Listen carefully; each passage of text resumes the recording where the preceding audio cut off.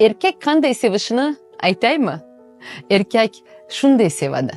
Ertalab uyqudan uyg'onmagan, sochlari taralmagan, yakka va yolg'izini o'pib uyg'otadi.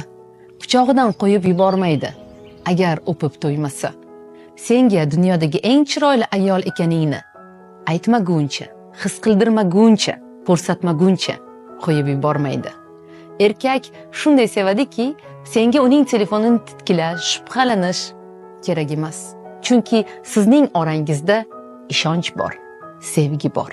Erkak shunday sevadiki, sen qiyinchilikka tushib qolsang, u barcha imkoniyatlarni ishga solib, seni o'sha qiyinchilikdan chiqarib oladi. U g'iybatdan yoki tanqiddan qo'rqmaydi. Sening yoningda turib, hatto ayblovlar qilgan olomonga qarshi chiqa oladi. U sening qo'lingni yanada qattiqroq ushlaydi. Hatto sen noto'g'ri ish qilsang ham, u hech kimning gapiga ishonmaydi. O'zi barchasini tushunishga harakat qiladi. U xiyonat qilmaydi, tashlab ketmaydi, o'tmishingni yuzingga solmaydi.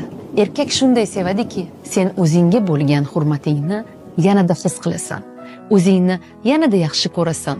Odamlar seni ko'rganda hurmat qilingan va hurmatli ayolni ko'rishadi. Agar shunday sevmasa, u sevgisi haqiqiy o'zi.